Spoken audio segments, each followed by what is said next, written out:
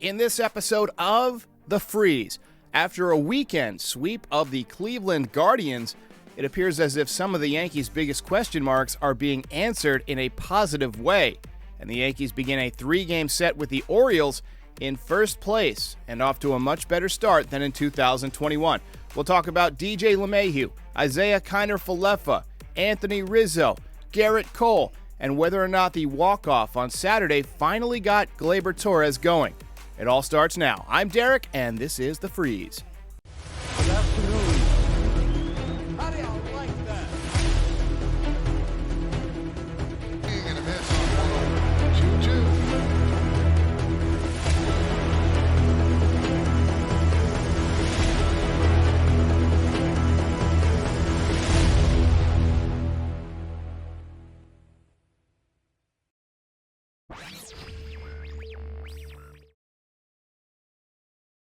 It's hard to believe it, but we're about 10% of the way through the Major League Baseball season. 162 regular season games. The Yankees have played 16 games. They are 10-6. That is tied for first place in the American League East with the Toronto Blue Jays, who also look very good. A lot of really nice positives for the Yankees so far. There are some negatives, but this episode is going to be mostly focused on the positives. First things first. Pitching always stops good hitting. That's the rule in baseball. And so far, the Yankees have the best pitching in the American League. 2.53 team ERA. Highest ERA in the 5-man starting rotation, which is all healthy, by the way, which is another positive, is Gerrit Cole. He's got a 4 ERA in 4 starts, but he was really good yesterday. 6 2/3 shutout innings, looking more like himself. That whip keeps dropping down to 1.167. Right now, the Yankees' run differential of plus 14 is second best in the American League, and that can mostly be credited to their pitching. Their offense hasn't been great, though they did burst out for 10 runs on Sunday. It's really been the pitching that has carried the team thus far. Nestor Cortes has been phenomenal. He's pitching like an all-star. 15 2/3 innings so far this season. 2 runs, both coming on the same swing. 3 walks and 25 strikeouts. That's a strikeout to walk ratio of 8.33, and he's averaging 14.4 strikeouts per 9. That's more than Gerrit Cole. Just 1.7 walks per 9. That's second best on the staff to Jameson Taillon, who's also off to a great start. He is 1-1 with a 3.07 ERA in 3 starts, 14 2/3 innings, 13 strikeouts, just 1 walk. He's been really consistent, his whip down to 1.091. Jordan Montgomery, again, not getting any run support, but he's off to a good start. 2.51 ERA in 3 starts, 14 1/3 innings, 5 walks, 11 strikeouts, and a 1.047 whip. And then Luis Severino. A lot of questions coming into this season about Luis Severino, whether or not he was back, and it looks like he is. 3 starts, 13 innings, 3 earned runs allowed, just 1 home run allowed, 14 strikeouts, 4 walks, and a 2.08 ERA. Bullpen has been phenomenal too. Loizaga's had a couple of rough outings, so his ERA is bloated at 7.11, but Aroldis Chapman still has not allowed an earned run. Clay Holmes has a 1.17 ERA.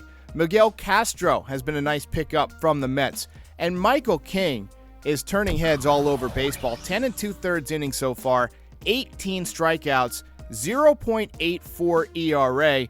There's been a lot of questions lately about moving him to the rotation because he's been so dominant, but I think he's been way too dominant to move out of that role in the bullpen. Right now, he's providing very valuable innings, and he is a shutdown reliever. On the offensive side, Anthony Rizzo off to a hot start. He's got 5 home runs so far, 954 OPS, 181 OPS plus, so he's been 81% better than league average. Isiah Kiner-Falefa, very much an unknown coming into this season, but so far 15 hits. That's tied for second on the team behind DJ LeMahieu, who has 17. He's tied with Aaron Judge. He's got also 4 doubles. He's hitting 300. Not a ton of walks, so just a 333 on-base percentage, but I'm actually okay with that. I like guys who are a bit aggressive, who pick up lots of singles and doubles, and aren't necessarily a home run or nothing type hitter. He's exactly the type of player that we needed, and he's looked pretty comfortable at shortstop after those first couple of games. We mentioned DJ LeMahieu. Obviously, he is a huge development this year. You wondered at 33 years old if last year was a fluke or if it was the beginning of a decline. There's always that question when you get into your 30s and you have a bad year, whether it was just a one-off or whether it was the beginning of the end. And so far this year, he's looked really strong. .333 batting average, .414 on-base percentage, .924 OPS, .175 OPS plus, 2 home runs, including one yesterday, 7 ribbies, and as we mentioned, leading the team with 17 hits. That's exactly what you would have expected from DJ LeMahieu prior to 2021. There are still a couple of question marks, and this episode is going to be mostly positive, so I won't dwell on these. Josh Donaldson still off to a slow start, hitting just .182. Got a couple of home runs, hit one this weekend, but again, he's 36 years old, so you got to wonder at some point when the decline is going to begin. And Joey Gallo, despite picking up his first RBI of the season on Sunday, is off to an atrocious start. He is 7 for 48 with just 1 RBI, no home runs, 22 strikeouts in 55 plate appearances. That's not good. 146 batting average and a .421 OPS. The Yankees definitely need some more from Joey Gallo.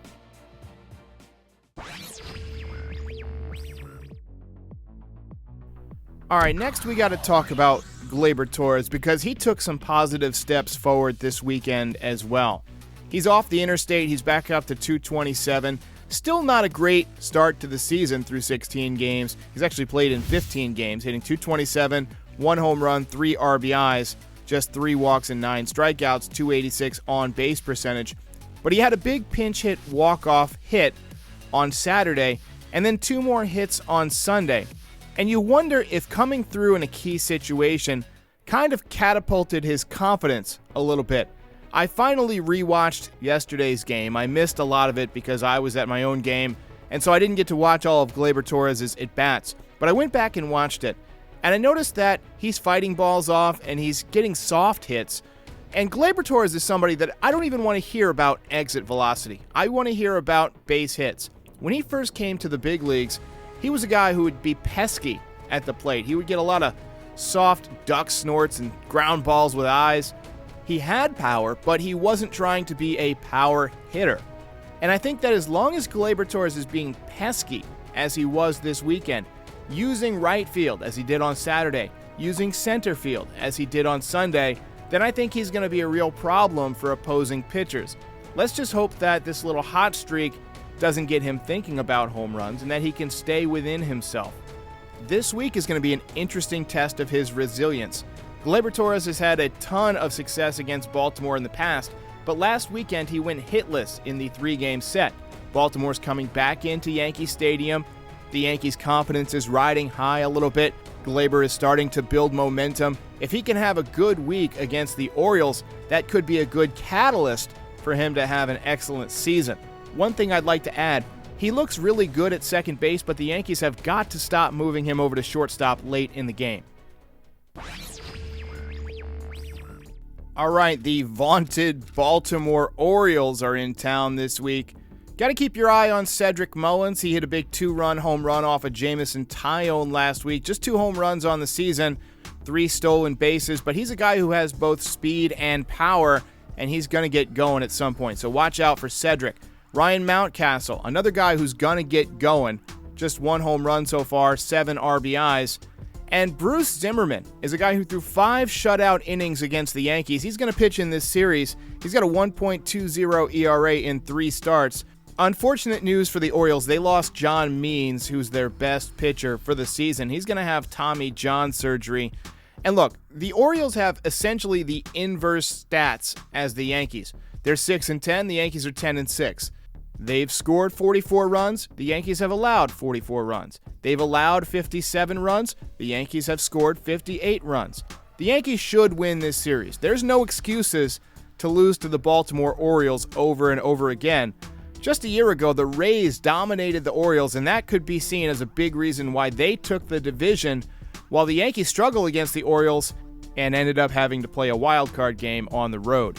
Just not good enough. The Yankees have got to stop the Orioles, and having won 3 games straight Against a weaker team, it's a nice chance to build a little bit of an extended winning streak. Yankees play on Tuesday night, Wednesday night, and then an afternoon game on Thursday.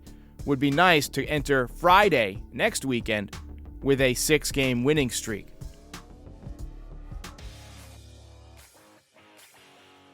All right, let's talk about some minor league action. Jason Dominguez connected for his first home run of the low A season. He is hitting .224 on the young year. 22 strikeouts and 1 walk. That, to me, is the most concerning thing, more so than the batting average or the lack of significant power thus far. Just not having great at-bats. Somebody who we've heard was very patient at the plate seems to be striking out way more than he's walking.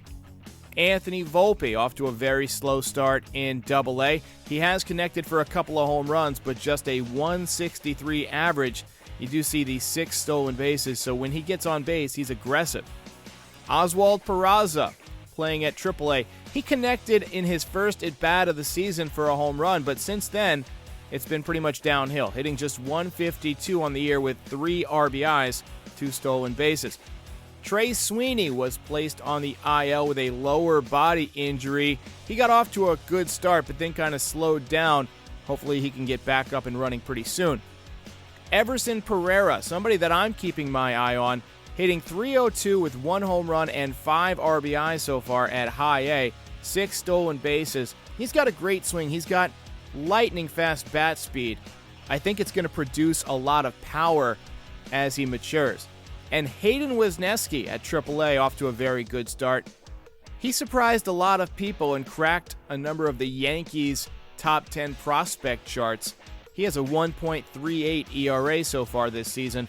Very funky delivery, mid-90s fastball, a lot of movement. Keep an eye on Hayden Wesneski. He could be one of the early call-ups should the Yankees need an extra arm. And by the way, let me know which prospects you'd like to highlight in these features. There's a lot of prospects throughout the Yankees system. Just throw some names out there. I'd be happy to check in on them for you. This is Joe from the Bronx. Just wanted to say anyone who is hating on the Yankees for re-signing Rizzo, he's the best player on this team. He adds so much value. He saves at least 5 errors a game at first base. He's hitting bombs. Best first baseman in baseball. Best player on this team. Hate to splash water on an enthusiastic call. I wouldn't say he's the best first baseman in baseball. He's definitely doing a nice job. It's nice to have a real first baseman over there. The Yankees began last year with Jay Bruce. Then they went on to Mike Ford, who's okay but couldn't really hit. Ended up going to a bunch of different teams over the last couple of years. Rizzo's off to a nice start, and I've been impressed by how well he's run the bases. His head is always in the game. Definitely a good pickup. Definitely helping out our defense and our pitchers with his defense. Hey, Derek, how you doing? Just a little suggestions. Coordinate your commentary with your highlights. It'll make it much more interesting and effective. Hey, thanks for your call. Thanks for your suggestion. I've had that suggestion before. There's a number of reasons from a technical standpoint why the postgame works the way it does, with the highlights looping in the upper right-hand corner. One of the reasons is that people join the live show at various points. Some people join right at the beginning. Some people join closer to the end. And I don't want whoever joins to miss the highlights because they joined too late. So I leave the highlights running on loop throughout the program. Also, it's a lot of work to write the script and do the highlights, and I don't have a producer. I have somebody who helps me with the highlights. Shout out to Frankie Baseball. But I mostly do everything myself, and it just creates a lot of work to try and coordinate the script and the highlights. So I just basically write my script, and I'm working on it right up until the very end of the game. I've got my highlights being produced throughout the game. I publish them shortly before the end of the game or right after the game if it's a walk-off or something that gets decided late. And then I'm ready to go live. Everything is pulled dynamically. And so it's just not really feasible to do that, but I appreciate your suggestion and I appreciate you watching. Thanks to everybody who called in. I'm really loving this voicemail feature. I'm seeing some regular callers come in. Feel free to call anytime. Just remember to turn down your background noise and to speak loudly and clearly. I've had some good ones that I would like to play, but just because of the audio, you can't really hear it. I can't play them. So if I didn't get you, I apologize. Keep trying, and I'll see you next time.